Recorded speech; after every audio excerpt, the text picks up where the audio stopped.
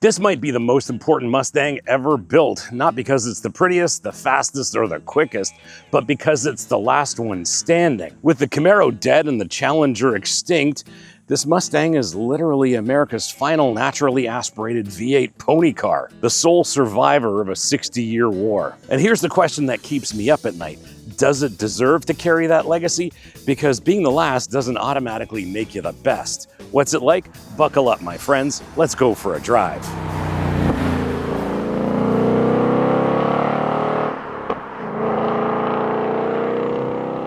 I'm your host, Brian Makse, racer, lover of driving fast, fun things. And on this channel, you get reviews for drivers from drivers. Now, being the last one standing doesn't make you the champion. It just means you're the only one around left to prove it. And Ford's made some bold claims about this 2025 Mustang in that it retains that traditional pony car recipe. V8 up front, 6-speed manual in this case. It's rear drive, and this one happens to be a convertible. And before we get into what it's like to drive, let's have a look at it in a little more depth.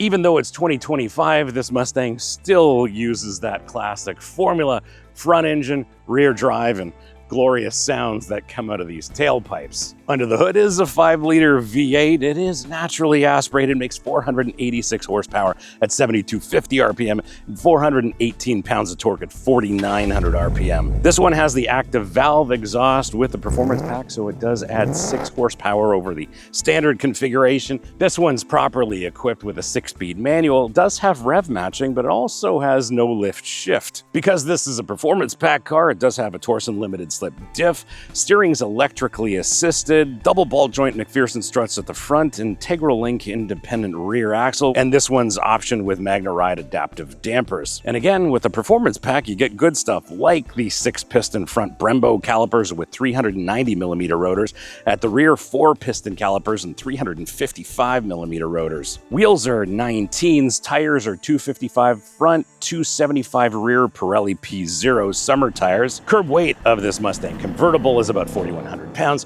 which sounds heavy until you consider that the Tesla Model S Plaid weighs 4,800 pounds and can't even make V8 noises. Static weight distribution is 53% front, 47% rear, but on this channel we know it's not static weight distribution that counts, it's how you use it. And top operation, you can go up or down in a very rapid 16 seconds. Did you know that 80% of you are not subscribed? Yes, it's true. 80% of you are not subscribed. I checked the data. So if you like the content on this channel, do me a solid, hit that subscribe button, make sure you like this. And if you want to support the channel, please hit up our merch store. Links here, links below. Lots of great stuff for driving enthusiasts like us, including our very popular line of Save the Manuals merch. Now back to your regularly scheduled episode.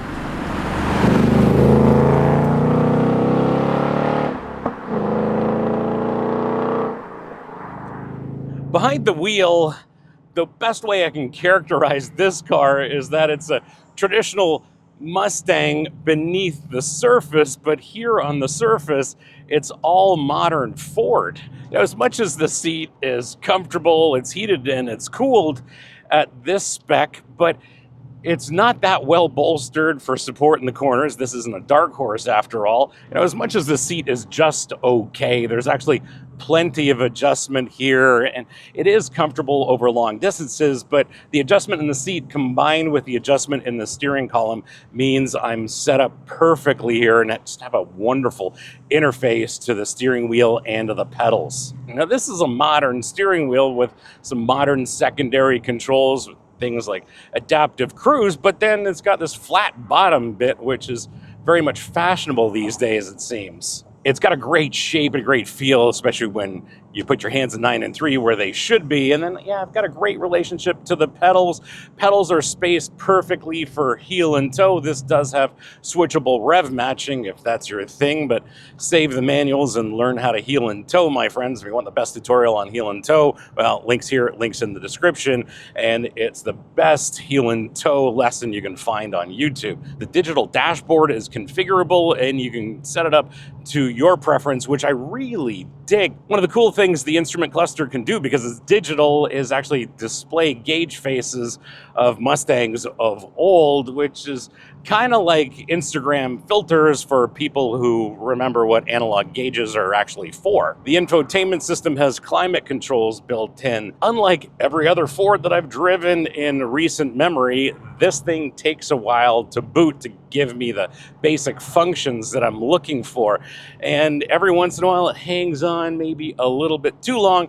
Eventually, it finds all of its code and comes to life. Both the instrument cluster and the infotainment system are legible in all kinds of lighting conditions. This being a convertible and being equipped with the Bang & Olufsen sound system, that sounds great, but there's always some additional noise. The best part about the oral experience is the sound that comes out of the exhaust.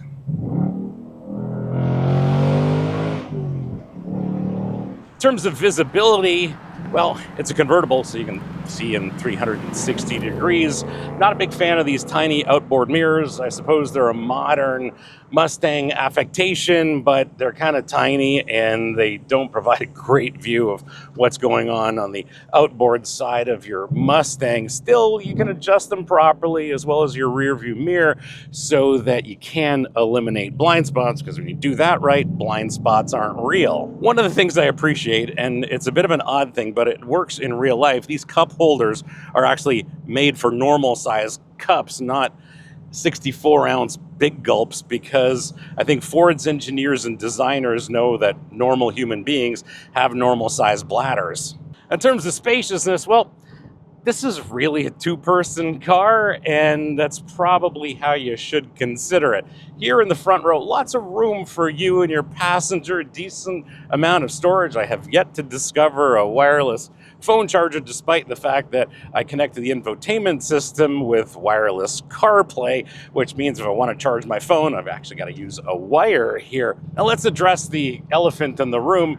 Mustangs are about as practical as a chocolate teapot. The back seat's designed for maybe children, maybe small adults, or just people you don't particularly like. And yes, the trunk's tiny, but here's the thing. Nobody buys a convertible Mustang for practicality. They buy it for those days when you've got perfect weather, can drop the top, let that V8 rumble, and just celebrate the drive.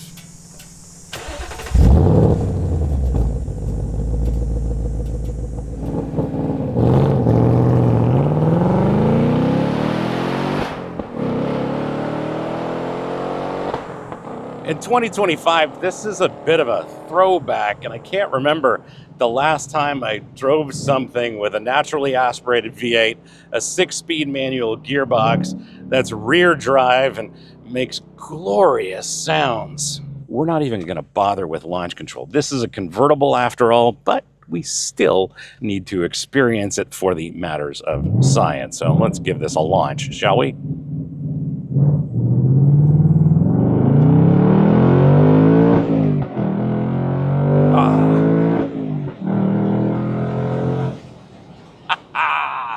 This is glorious. Just absolutely love this. 0 to 60 is around 4 seconds for the manual. The automatic is a couple of ticks quicker. Top speed is somewhere north of 150 miles an hour. The Coyote V8 just works wonderfully when mated to the 6-speed manual. The ratios are chosen perfectly. Let's talk about this gearbox that a lot of people love to hate, and I don't understand why. The gates are so clearly defined, it's so wonderfully weighted, and then the clutch works in concert with it. Yes, it's notchy. Yes, it requires actual effort and maybe a little concentration from novices, but yes, that's exactly the point. It's not meant to feel like a video game controller. It's a mechanical interface to this Mustang that rewards precision and punishes laziness. Every shift requires commitment, every downshift demands timing, and every heel and toe downshift gives you that little endorphin hit that no automated gearbox can ever replicate. After a week shifting this thing, I think if anybody hates on this gearbox, they're trying to blame the car instead of blaming their lack of talent. The limited slip diff puts down power no trouble at all. I've really only driven this in the dry, and I have no trouble launching this, let alone accelerating out of corners. Now, this one does have the fancy exhaust combined with the performance pack. You're supposed to get an additional 5 horsepower here, but the real application of this exhaust is that you've got 4 modes. If you set it up, you can start this thing in the quiet mode if you don't want to annoy your neighbors. But I gotta say, this sounds fantastic with all of the baffles and the exhaust open, and I think everyone around us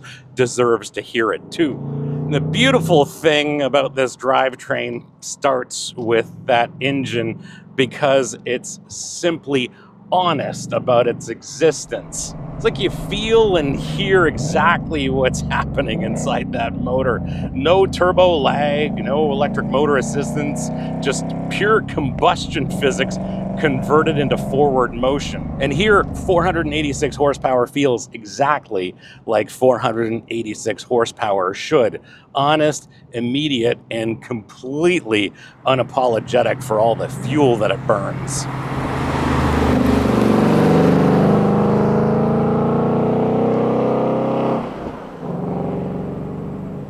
And yes, when it comes to dynamics, it starts with the platform. In this case, we're starting with a Mustang that they cut the roof off, and that does lead to some chassis rigidity issues. Now, this is modern chassis rigidity, so it's still a decent platform, but you do notice a lack of a roof, and every once in a while you feel a little extra flex in this chassis. And one of my racing colleagues referred to this as feeling a little bit like a boiled potato, but I don't think that's quite the case.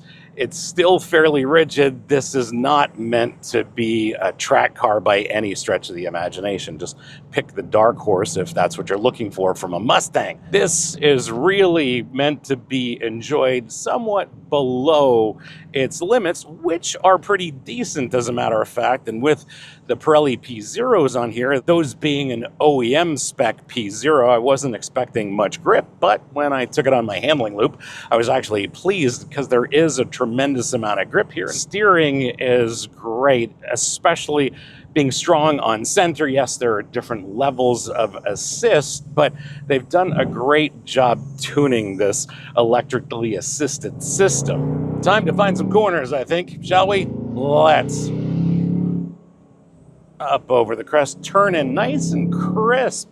You do feel a little bit of flex out of the chassis, but that really doesn't detract from the experience when we're hustling this through the corners. Everything works as it should. Steering, brakes, and then when I pick up the throttle, wonderful. And these MagneRide dampers, I think these are a must-have with a modern Mustang GT. Yeah, we're all impressed by Brembo brakes all the time, but these deserve some special recognition because they really work here. Pedal feel is wonderful. It's perfectly linear. Heat dissipation, no issues. And their overall performance makes me wonder why anyone bothers with anything else. These brakes are so good.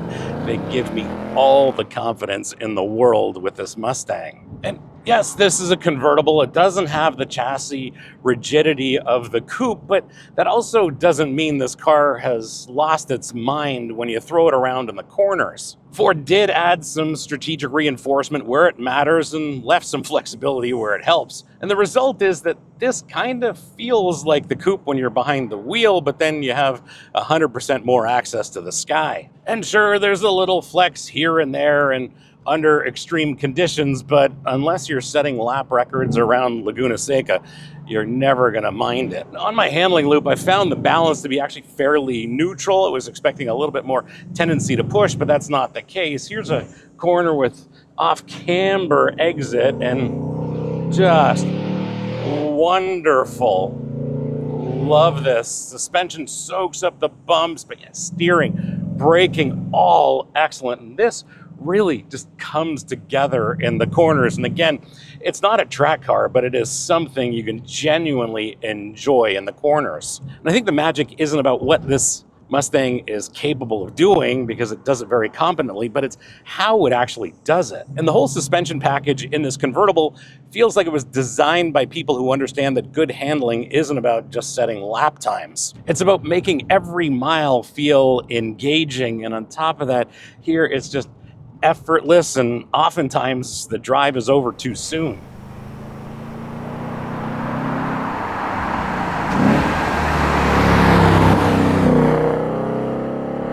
How do you spec yours? Well, I do have some thoughts. What you are looking at is a 2025 Mustang GT Convertible with the 5-liter V8 6-speed manual finished in Oxford white and the navy pier interior. This is fairly well equipped, being a California special for starters. It does have the performance pack, the Magna Ride dampers, the Trick exhaust, and the Bang & Olufsen sound system. Base price in the US is $56,850, and as tested, this is $72,105. In Canada, base price $64,080, and as tested, this is $82,280, and these prices are before freight, taxes, fees, etc. Now, $72,000 sounds like a lot of money for a Mustang, but that is until you consider what you're getting for that 72 grand. This isn't just a fast convertible, it's the last naturally aspirated V8 drop top that regular humans can afford. In 10 years, when everything is electric and automated, this car will be the automotive equivalent of a vintage guitar or a mechanical watch. Yes, you're paying premium money, but you're buying something that is genuinely irreplaceable. Now, in terms of speccing yours, there are some mandatories as far as I'm concerned. One is the performance package, primarily for those brakes. The exhaust is really cool, but also the Magna Ride dampers are an absolute must-have as far as I'm concerned. Sure, the automatic is free, but what's the point? If you're buying something that's this interesting and full of character, you have to get the 6-speed manual. There's no question about it. Now, I know what some of you are thinking. 72 grand kind of puts this in Porsche territory, but if you drive a Porsche, you have to explain German engineering. If you drive this Mustang, you get to explain American freedom.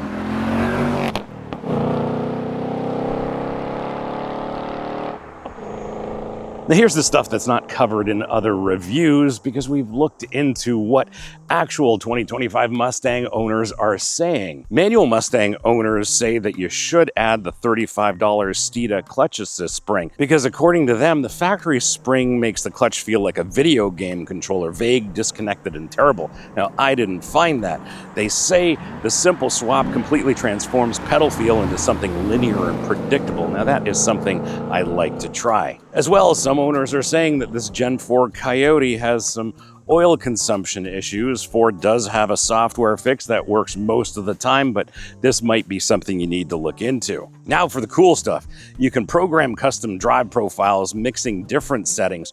Normal steering with track exhaust, sport throttle with quiet mode. Most owners never discuss this exists. And here's a cool hidden feature. You can schedule quiet start times so the car automatically fires up in the neighbor-friendly mode during your morning commute hours. And attention convertible owners, your rear window seals will need silicone spray every few months. Ford considers this normal maintenance, not warranty work. And thanks to owners for this info, because these are the insights you gain from actual ownerships instead of just a week-long press loan like we're doing here.